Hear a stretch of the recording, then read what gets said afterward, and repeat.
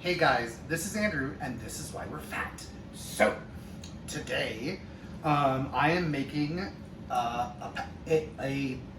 pesto. We'll say a pesto. I'm not making like what I would consider by any stretch the traditional pesto. This is one of my favorites. I like traditional pesto, but I actually tend to prefer like a kale walnut pesto, or today we're doing a watercress pesto. There's kind of other things. But let's talk about what's going into this. So we've got my trusty, handy-dandy Cuisinart Classic Pro situation that I have had for like 22 years. This has been with me for a while, and I love my KitchenAid, or my food processor, and I refuse to get a new one. So we're going to start this. We're going to puree this in a couple of different batches. So we have here some 3.5-ish tablespoons of parsley stems. Now these are pretty woody. I was surprised when they got delivered. So we're gonna put these in here with the garlic and give them a pulse once before we actually even get into the mixing of the other ingredients. So we're gonna put them in here.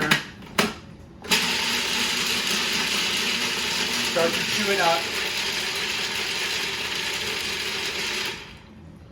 Looks good, looks good. So now we have the rest of the ingredients that are gonna go in. We have 1 lemon plus the zest of 1 lemon for this one. Teaspoon of salt, teaspoon of black pepper. We have some basil, because you do want that kind of herby flavor. This is going to end up being very vegetal, very green tasting, but the basil kind of gives it just that right amount of sweetness. We have some about half a cup of toasted pine nuts. You could use almonds in this. You could use I wouldn't, for the watercress needs kind of a softer nut, whereas like a kale can have a walnut or something like that. But I have some washed, fresh watercress in here. It looks super good, nice and leafy. You're gonna put the leaves and the stems and all. Don't be afraid of any of it. Get it in there. This came as one of those live bunches. It had like a leaf. It had the root ball on it, so it's super like fresh and smells really good. Watercress is a very peppery green. It's good with sandwiches and salads on its own, so it's super good for this. So we're going to turn this on. And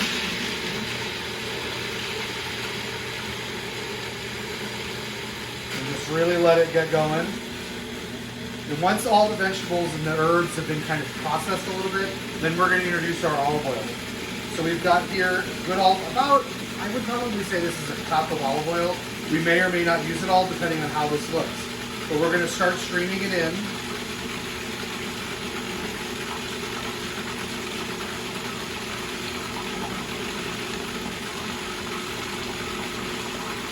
Let's see.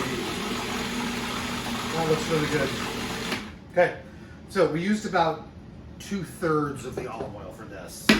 Every batch is a little different, so the recipe is definitely guidance, but it should not be considered Bible, because every bunch of greens is different, every clove of garlic is a little different.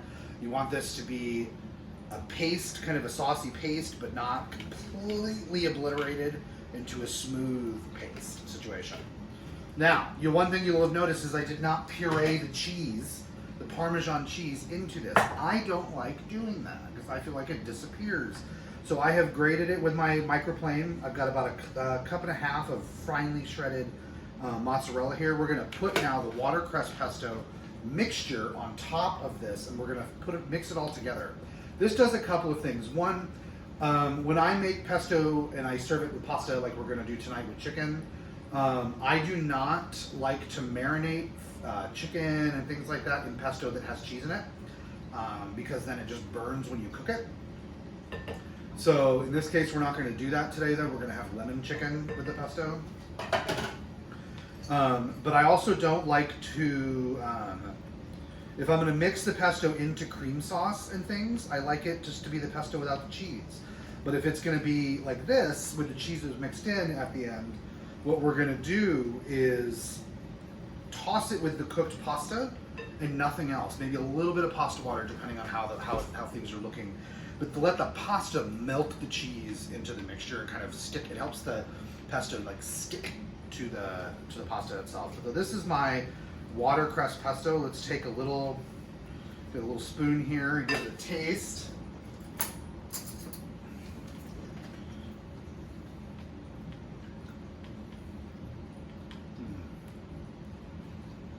so good. You can taste that kind of peppery green. The basil is just there. The parsley is just there. Bright lemon, the saltiness from the cheese, kind of that freshness from the olive oil is so good. But we'll toss this tonight with some pasta, and we're gonna, like I said, serve it with some chicken. It'll be really good.